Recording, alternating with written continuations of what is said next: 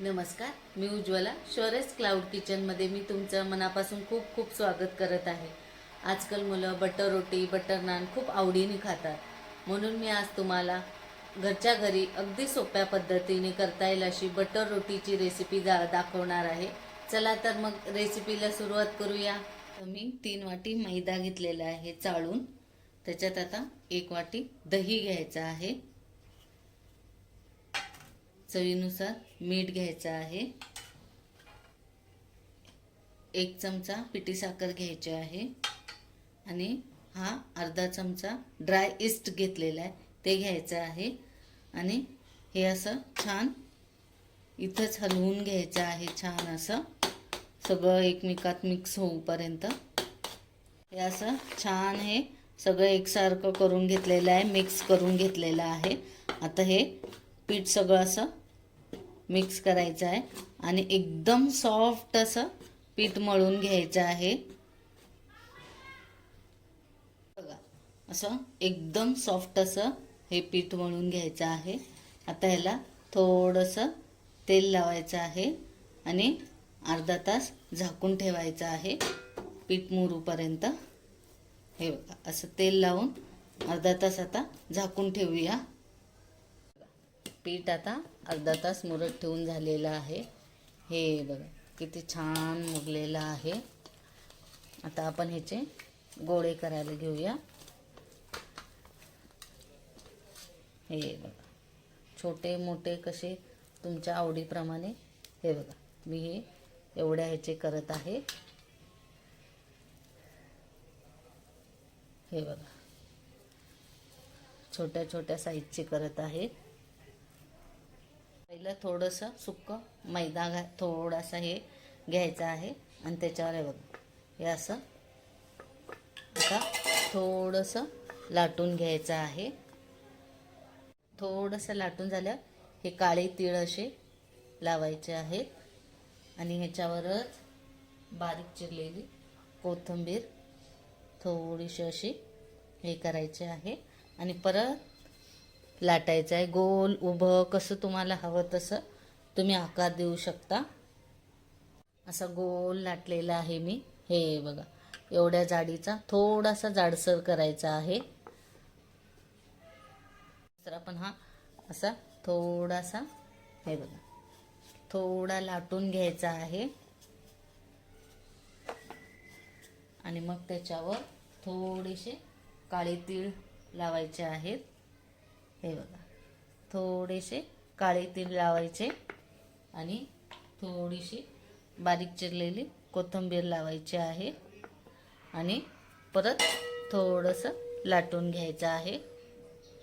दुसरा पण असा लाटून घेतलेला आहे. हे बघा एवढ्या जाडीचा केलेला आहे. बघा हे असा हे नान आहे ना ह्याला हे बघा मागून असं थोडंसं पाणी लावायचं आहे सगळीकडून.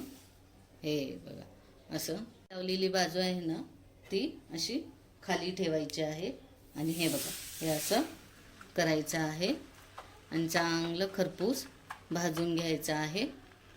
कसे बबल्स आलेले आहेत. थोडंसं भाजल्यानंतर हे बघा हा तवा असा उलटा करून असं खरपूस असं भाजून घ्यायचं आहे. हे बघा असं फिरवायचं आहे म्हणजे छान असं भाजलं जातं आहे. फिरवून असं खरपूस भाजून घेतलेलं आहे. आता ह्याला थोडंसं बटर लावत आहे. हे बघा गरम गरम असतानाच असं बटर लावायचं आहे.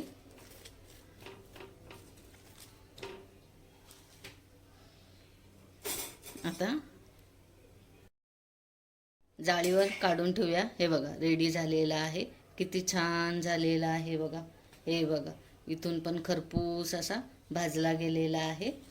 हे बघा आता हे जाळीवर काढून ठेवूया. पण असं खालून पाणी लावलेलं आहे. आता हा असा ह्याच्यात हे बघा हा पण चांगला खरपूस भाजून घेऊया. आणि कसा आहे बघा खरपूस असा भाजला गेलेला आहे. हे बघा बबल्स आलेले आहेत. आता हे पलटी करून असं भाजून घ्यायचं आहे. हे असं खरपूस असं भाजून घ्यायचं आहे हा नान. सगळीकडून असं गोल गोल फिरवायचं आहे, म्हणजे भाजला जातो चांगला. छान खरपूस भाजली गेलेली आहे रोटी. आता याला हे बघा असं बटर लावायचं आहे आणि हे बघा जाळीवर काढून ठेवूया. हे बघा किती छान अशी भाजली गेलेली आहे. हे बघा तंदूर सारखी भाजली गेलेली आहे. ही आता काढून ठेवूया जाळीवर.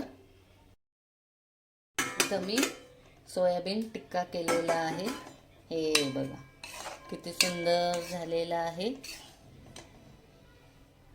हे बघा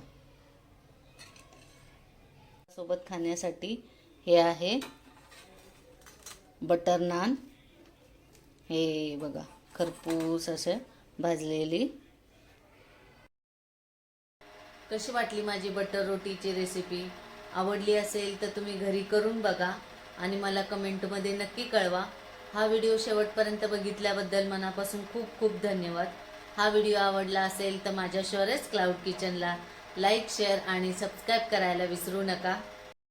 याआधी पण ज्यांनी माझ्या शोरेस क्लाउड किचनला लाईक, शेअर, सबस्क्राईब केलेले आहे त्यांचे मनापासून खूप खूप धन्यवाद. असाच आशीर्वाद माझ्या शोरेस क्लाउड किचनला राहू दे. मी नवनवीन रेसिपीज घेऊन येत जाईन, तर नेहमी विजिट द्या माझ्या शोरेस क्लाउड किचनला. धन्यवाद.